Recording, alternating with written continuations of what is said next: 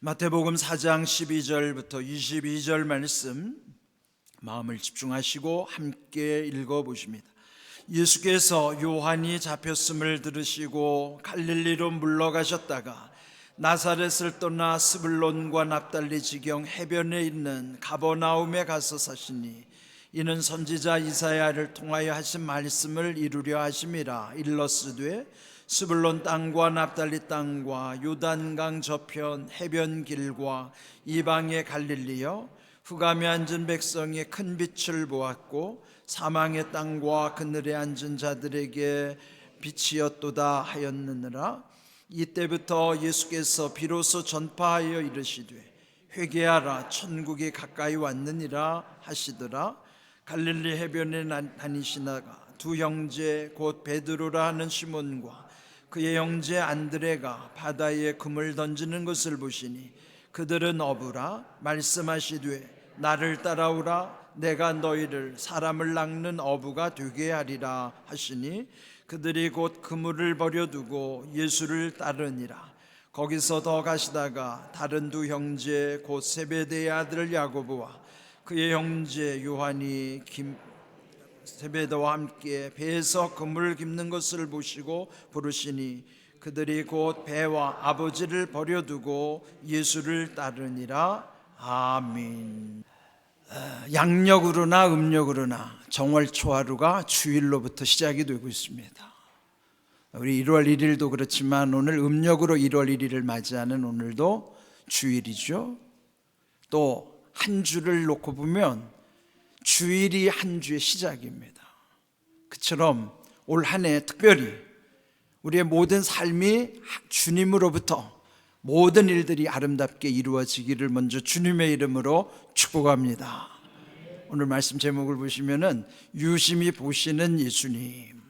오늘 본문에도 예수님이 제자를 부르실 때도 유심히 보셨던 모습이 있어요. 오늘 우리 예배 자리에도 예수님은 유심히 보시는 거예요. 오늘 같은 날도 이렇게 예배에 나오시기가 쉽지 않지만 그래도 그 마음이 이곳으로 향했다는 것, 유심히 보시는 주님이 오늘은 그 어느 때보다도 우리 예배 가운데 또 말씀 속에 큰 은혜를 주실 줄로 믿습니다. 지금 우리 그 절기로 보면 주현절 시즌이라고 그랬어요. 다른 절기, 즉 사순절, 또 부활절, 성탄절, 강림절 이런 거에 비해서 주현이라는 의미는 좀 덜 익숙한 것 같죠. 그런데 의미로 보면은 어쩌면 아주 중요한 의미라고 생각을 합니다.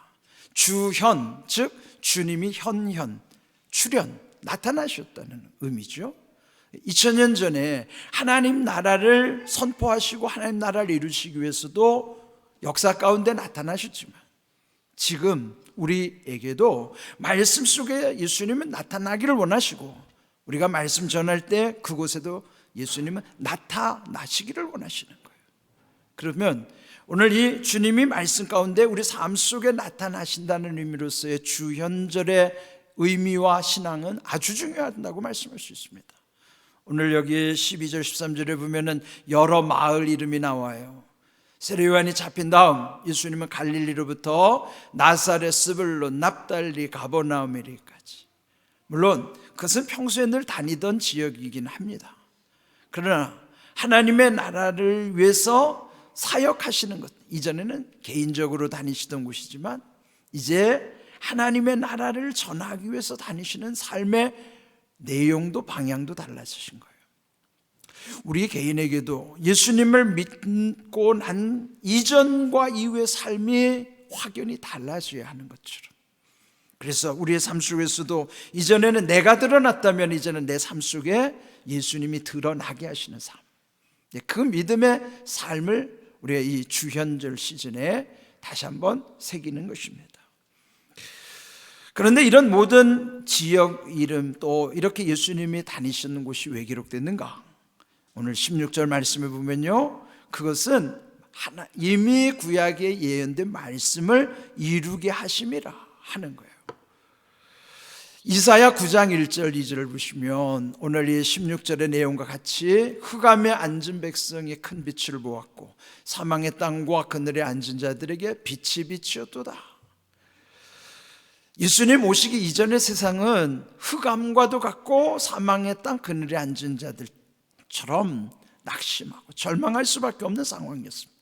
그러나 빛이신 예수님이 오심으로 말미암아 그 큰 빛 가운데서 구원의 빛, 또 우리에게 주신 하나님의 은혜의 서광이 비춰지게 된 것이죠.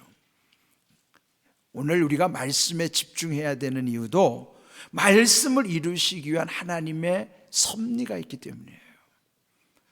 성경은 우리가 다른 책과는 확연히 다른 거예요. 단순히 여기서 교훈을 얻기 위한다면 세상에 교훈 얻는 책은 많아요. 아이들이 좋아하는 동화책 속에도 교훈이 있습니다. 그냥 단순히 교훈을 얻기 위한 책으로만 성경을 대한다면 세상의 다른 책과 별로 구분되지 않아요. 그러나 성경이 모든 책과 구분될 수 있는 것은 하나님 말씀이 우리 가운데 응하게 하시기 위함이기 때문이에요. 그래서 우리는 말씀이 우리에게 중요하고 말씀에 집중해야 되는 것입니다. 그 말씀이 여러분의 믿음과 결부될 때에 거기에 모든 삶의 유익함을 나타내신다는 것, 히브리서 4장 2절의 약속이에요. 그래서 우리는 하나님의 말씀을 하나님의 약속, 즉 말씀대로 이루시기 위함이라고 하는 하나님의 뜻 가운데 말씀에 집중하는 거예요. 그렇게 되면 말씀을 대하는 마음가짐과 삶의 태도가 완전히 달라요. 말씀을 듣는 자세도 다른 거예요. 그래서 오늘 이 주신 말씀을 이루게 하시는 하나님의 뜻, 그것을 본격적으로 이루신 것이 오늘 읽은 말씀 17절을 보면 이때부터 예수님은 하나님의 나라를 위해서 본격적으로 말씀을 증거하신 거예요. 회개하라, 천국이 가까이 왔느니라. 이 말씀은 이미 마태복음 3장 2절 세례 요한도 외쳤던 메시지예요. 그러나 예수님이 이 세례 요한의 메시지와 동일하게 회개하라, 천국이 가까이 왔느니라. 천국은 회개하는 자만이 들어갈 수 있는 곳이기 때문에 오늘 우리에게 있어서도 천국을 가려면 먼저 우리 죄의 문제가 해결되어야 되는 것이죠. 그러면은 회개가 선행되어야 하는 것입니다. 천국이라고 하는 또 다른 의미는 하나님 나라라는 뜻이에요. 하나님의 나라라는 속에는 하나님의 다스림이 계시는 곳이죠. 우리가 이 세상에 사는 동안에 하나님 나라의 확장을 위해서 우리 사명이 주어지지만 마지막 완성되는 것은 거기가 천국이 이루어지는 것이에요. 그러면 세례 요한도 예수님과 하나님의 나라를 외쳤던 것처럼 예수님도 하나님의 나라를 외친 것이에요. 구약의 모든 예언자들은 장차 오실 메시아 예수님을 예언할 뿐만 아니라 그분이 곧 하나님의 나라를 이루실 것을 예언한 것이에요. 신약은 그러한 것에 대해서 확증하기 위해서 기록된 내용이죠. 그렇다면 성경 전체는 구약이든지 신약이든지 예수님과 하나님의 나라가 주제입니다. 성경의 주제는 알고 신앙생활을 해야 되잖아요. 성경의 주제는 예수님과 하나님의 나라예요. 예수님을 통해서 완성되는 하나님의 나라예요. 이걸 알고 성경에 집중하셔야 돼요. 그러면 우리 인생의 목적은 무엇일까요? 그냥 예수님을 만나서 하나님의 나라를 위해서 살다가 천국 가는 것이 우리 인생의 목적이에요. 하는 일이 다 다르다 할지라도 결국은 예수님 만나서 하나님 나라의 사명 감당하다가 천국 가는 것이 우리 인생의 누구나 똑같은 삶의 목적입니다. 목적은 하나예요. 다만 다양한 목표들이 있기 때문에 그 목표들을 통해서 목적에 이를 뿐인 것이죠. 그렇다면 성경의 주제나 인생의 목적은 동일한 거예요. 성경의 주제도 예수님과 하나님 나라, 나의 삶의 목적이나 우리 인생의 목적도 예수님과 하나님의 나라예요. 이것을 깨달아 알고 살아가는 사람이 삶의 보람을 느끼고 헛되지 않고 행복한 것이죠. 그런데 이게 이루어지지 않을 때 결국 우리 인생 허무하게 되고요, 보람이 없어지는 거예요. 그래서 여러분, 이거는 성경의 주제와 인생의 목적은 분명해야 됩니다. 그래서 따라하세요. 예수님과 하나님의 나라. 예수님과 하나님의 나라가 성경의 주제요, 인생의 목적이란 말이죠. 이것을 예수님을 통해서 성경은 우리에게 말씀을 해 주시는 것입니다. 그렇다면 오늘 유심히 보시는 예수님, 또 주현 예수님이 나타나심이 어떤 사건 속에서 이루어졌는가? 오늘 본문에 보면 예수님의 중요한 4명의 제자 이름이 나와요. 첫 번째 보면 18절에 베드로와 안드레 형제를 어떻게 만나게 됐는가? 예수님이 갈릴리 해변을 다니시다가 이 두 형제를 봤어요. 그런데 그들이 그물 던지는 것을 보셨다 그러는 거예요. 그물을 던지는, 그들은 어부니까 당연히 그물을 던지죠. 그런데 성경의 언어는 상징 언어라고 말씀드렸어요. 오늘 우리의 인생도 각자 하는 일이 다르지만 상징적인 의미로 보면 다 자기의 영역에서 자기의 그물을 던지고 있는 거예요. 그러면 이렇게 베드로와 안드레 형제가 그물 던지는 것을 유심히 보시는 까닭은, 우리가 무언가 자기에게 다 집중하는 게 있어요. 거기에 그 성실함을 예수님 보신 것입니다. 그 다음 두 번째로는요, 야고보와 요한 형제를 또 만나시는데 21절을 보시면은 거기서 더 가시다가 이 야고보 요한 형제는 이번에 그 아버지 세베대와 함께 그물 깁는 것을 보셨다, 유심히 보신 거예요. 그렇다면 그물을 던지는 것과 그물을 깁는 것이 어떤 의미가 있을까요? 먼저 그물을 던지다 보면 어딘가에 찢길 수도 있고, 그래서 그 터진 그물을 그대로 방치한다면 다음 그물 던질 때는 거기에 고기들이 다 빠져나갈 것이에요. 우리가 어떤 사업을 하든지 무슨 일을 할 때에 그 일 자체도 중요하지만 그 다음에 점검하는 것도 중요하죠. 사업하시는 분들 흔히 이런 말도 해요. 앞으로는 남는 것 같은데 뒤로는 다 미친다는 거예요. 그걸 왜 그럴까요? 뒤로 미치는 거는 뒤에 그물이 터져 있기 때문이죠. 그럼 왜 그럴까요? 그물을 열심히 던져서 고기는 많이 잡는데 터진 그물이라 다 새나가는 거예요. 우리 인생에 무슨 일을 하든지 두 가지 중요해요. 첫 번째, 여러분이 하고자 하는 곳에 그물 던지는 것 중요하죠. 그러나 그보다 더 중요한 것은 그 일 다음에 점검해 보는 거예요. 혹시 그 다음 내 삶에 터진 그물이 아닌가? 인생에 밑빠진 독은 채워질 수가 없죠. 마치 터진 그물은 밑빠진 독과도 같은 거예요. 우리 인생이 예수님 만나지 않은 인생은 채워지지 않는 인생과 마찬가지, 밑빠진 독이 될 수밖에 없는 인생이에요. 교회도 마찬가지입니다. 그물을 던지는 것은 전도에 해당된다면 그물을 깁는 것은 우리 안에 조직을 관리하고 서로 관계를 잘 맺는 것이 그물을 깁는 것이에요. 왜냐하면 우리 공항교회가요, 그물 던지는 일 열심히 해야죠. 그런데 전도회원 분들이 여기 보니까 뭐 별로 기대할 것도 없고, 또 여기 진정한 주님의 교회가 아니고 맨날 사람들끼리 사교 장소 같은 느낌이 든다면 그 사람들은 다 새 나갈 거예요. 그러면 터진 그물과 같은 교회죠. 우리가 그물을 깁는다는 것도 진정한 주님의 교회인가를 점검하는 거예요. 교회이든지 가정일이든지 사업이든지 그물 던지는 것 못지않게 터진 그물을 살피는 것, 밑빠진 독되지 않도록 하는 것, 이것이 중요한 거예요. 그러니까 예수님이 이 중요한 4명의 제자를 부르실 때 그 두 가지를 유심히 보신 거예요. 그것을 잘 이루어지는, 던지는 것, 깁는 것이 함께 이루어지는 것을 우리는 성실하다고 말하는 거예요. 성실한 인생은 바로 열심히만 하는 것이 아니라 그 다음에 진실하게 모든 관계를 잘 이어가는 것이에요.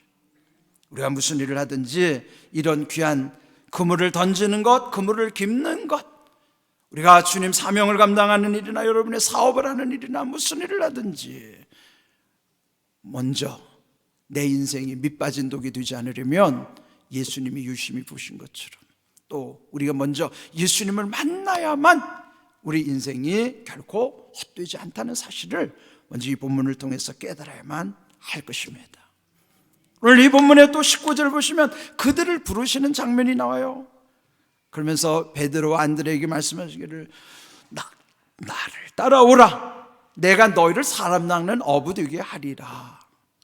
구약의 어부들은요, 그 고기를 낚는 것이 심판의 의미였다면 여기서 그들을 부르셔서 사람을 낚는 어부 되게 하시겠다는 것은 구원을 위해서 그들을 쓰시겠다는 거예요.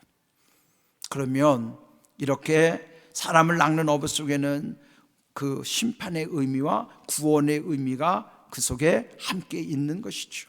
그럴 때 이 두 형제들의 반응도 중요합니다. 먼저 20절 보면요, 그 베드로와 안드레 형제는 주님 말씀에 곧 순종하여 그물을 버리고 예수님을 따랐다, 그렇게 표현합니다. 또 야고보와 요한 형제도 배와 여기는 심지어 아버지까지 버려두고 예수를 따르니라. 그래, 이 부분에 있어서요, 이제 믿지 않는 세상 사람들이 아주 힘들어하는 부분에, 아니 예수님을 믿으면 아버지도 버려야 돼? 그러니까 이 세상의 아버지들이 이 말씀을 이해를 못하는 거예요. 그런데 여기는 아주 중요한 의미가 있습니다. 버려두고 따른다는 의미는요, 우리가 세상의 이치와 예수님께 관련된 것이 어떤 의미인가를 알아야 됩니다. 그 까닭은 집착과 집중이라고 하는 이 두 단어를 잘 생각하셔야 돼요. 세상의 것은 집착하게 되면 그 세상만 보이지만은 주님께 집중하면 주님을 통해서 세상의 모든 것이 보이는 거예요. 다시 말씀드리면 여기 지금 금을 던지고 금을 깁는 일에 집중했던 이들의 모습 속에서 그저 자기들 것에만 집착한다면 그들은 그물, 고기, 거기 외에 세상에 관심도 없고 보이지도 않아요. 그리고 이 야고보와 요한처럼 그 배와 아버지에게만 집착하는 삶이라면 그거 외에는 보이지가 않아요. 그러나 예수님을 따르면 예수님을 통해서 모든 것이 보여지기 시작하는 거예요. 그래서 우리의 삶은요, 집착하지 말고, 세상에 집착하지 말고 예수님께 집중해야 됩니다.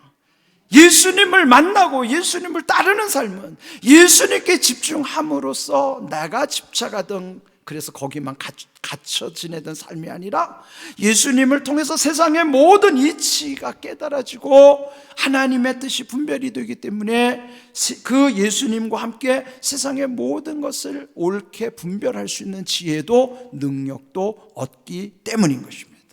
이것이 버려두고 따르니라는 의미에, 버리라는 뭘 버리라는 거예요? 집착을 버리라는 거예요. 돈에 집착하는 사람은 사람도 다 돈으로 보여가지고 사람의 생명을 쉽게 해칠 수도 있는 거예요. 정치인들은 다 표로 보이니까 그냥 표로 다 계산을 하는 거예요. 자기가 집착하는 것에 머물러 있으면 그거 외에는 아무것도 중요하지 않고 보이지도 않아요. 그런데 예수님께 집중하는 사람들 보세요. 모든 것이 다 아름답게 이루어지는 거예요. 그래서 여러분이 이 귀한 말씀, 세상에 집착하면 세상만 보이지만 예수님께 집중하면 모든 것이 보인다는 말이에요. 여러분 이 진리를 깨달으셔야 돼요. 그래서 여러분 집착에서 벗어나려면 예수님께 집중하셔야 돼요. 예수님께 집중하시기를 바랍니다. 그래야 모든 것이 온전해지고 아름답게 이루어지는 것이에요. 우리가 이 설날 명절 가정에 많은 어려운 일들이 있죠. 불편한 일이 있어요. 왜 그럴까요? 우리가 예수님께 집중한다면 그런 모든 문제도 그런 집착에서부터 생기는 것인데 그 모든 집착에서부터 자유하고 예수님을 통해서 회복의 은혜가 임하는 것이에요. 그래서 이번 설 명절을 통해서도요, 지금 여러분의 문제는 집착으로부터 생긴 거예요. 그러면 집착을 버리고 예수님께 집중해 보세요. 그러면 그 예수님께 집중하면서부터 은혜가 예수님으로부터 여러분에게 흘러 들어오는 거예요. 그러면 그때부터 변화가 시작된다고요. 이런 귀한 은혜, 오늘 집착과 집중의 원리를 잘 깨달으시기를 바랍니다. 이렇게 해서 이루어지는 하나님의 나라를 위해서 세우는 것이 교회입니다.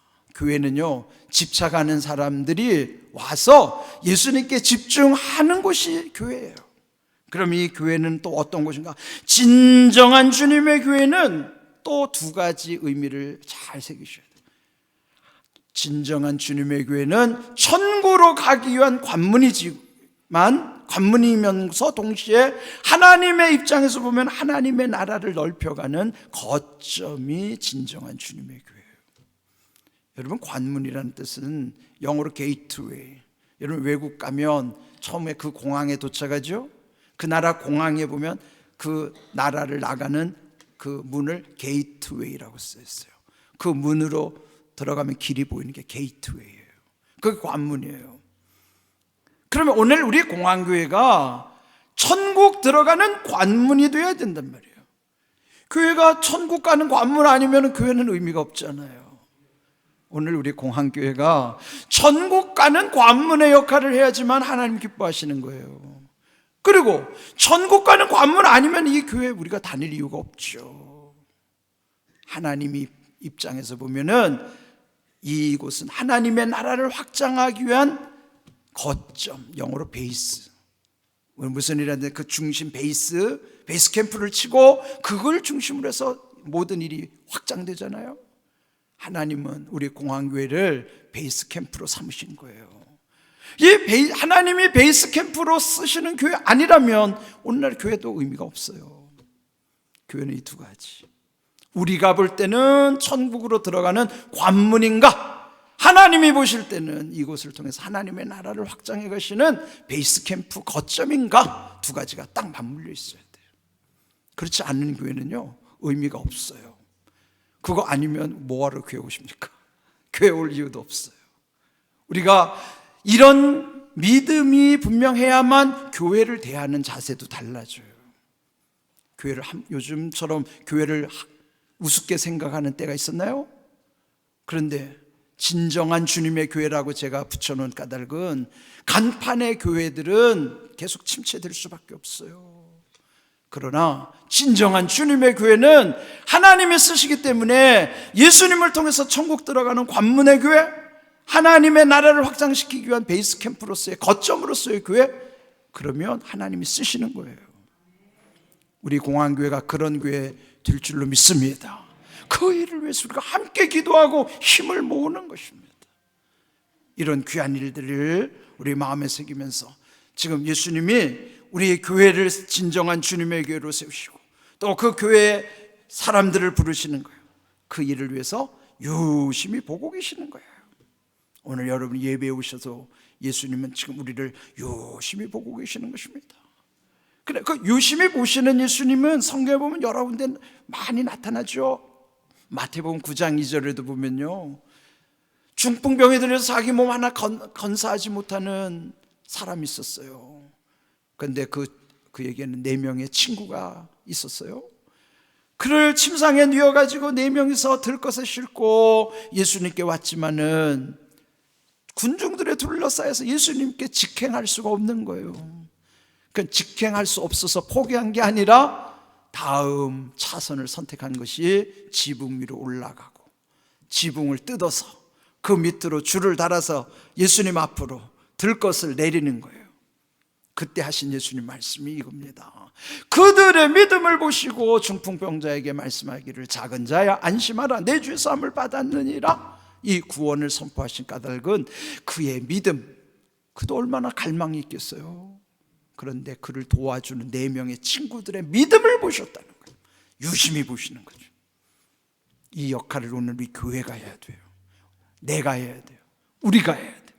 여러분의 가정에서 먼저 믿은 분이 하셔야 돼요. 오늘도 주님은 우리를 유심히 보시는 거예요. 유심히 보시는 예수님이 그 사람, 그 교회를 쓰시는 거예요. 그래서 말씀드린 대로 그 말씀이 이루어지게 하는 것이 올해 우리가 기도하는 것처럼 우리의 기도는요, 말씀대로 이루어지는 은혜와 복을 체험하고 간증하고 누리는 축복자 되게 하옵소서. 이것이 우리의 소원이고요, 기도예요. 여기에 말씀대로라는 것은 그 말씀과 우리 인생의 목적인, 성경의 주제요 인생의 목적인 예수님과 하나님의 나라가 말씀의 중심이에요. 말씀대로라는 것은 예수님을 통해서 이루어지는 하나님의 나라에서 주시는 은혜와 복, 말씀대로 예수님과 하나님의 나라를 통해서 주시는 은혜와 복이 우리 가운데 이루어져야 돼요. 그걸 체험하는 때만이 간증이 전도예요. 간증이 하나님의 나라를 확장시키는 거예요. 그것을 누리는 것, 누림이 은혜입니다. 은혜가 뭔가 어렵게 생각하지 마세요. 여러분이 누리는 것이 은혜예요. 그래서 여기 끊어놓은 거예요. 하나씩 한 호흡으로 여러분 마음에 담고 기도하시란 말이에요. 말씀대로 이루어지는 은혜와 복을 체험하고 간증하고 누리는 축복자 되게 하옵소서. 아멘. 아멘. 여러분의 믿음이에요. 마치 인감도장을 찍는 것과 같단 말이에요. 이렇게 기도가 그냥 입으로만이 아니고 여러분의 마음과 생각과 말과 행동을 유심히 보시는 주님이 이미 말씀이 이루어지게 하시는 것, 말씀과 여러분의 믿음이 결부가 되도록, 그럴 때 말씀대로 이루어지는 은혜와 복을 체험하고 간증하고 누리는 축복자가 될 줄로 믿습니다. 이 말씀 같이 한번 여러분의 신앙의 고백으로 우리 함께 크게 해봅시다. 시작. 말씀대로 이루어지는 은혜와 복을 체험하고 간증하고 누리는 축복자 되게 하옵소서. 아멘. 올 한 해 유심히 우리 주님 보십니다. 유심히 보시는 예수님, 그리고 말씀이 이루어지게 하시는 것이 하나님의 뜻이라며 우리는 이 말씀을 믿는 거예요. 그리고 이렇게 이루어질 수 있도록 여러분이 하나님 앞에 또 주님 앞에 귀하게 쓰임받는 복된 해, 복된 교회, 복된 가정, 복된 삶, 복된 자녀들의 미래 되시기를 주님의 이름으로 축복합니다. 아멘.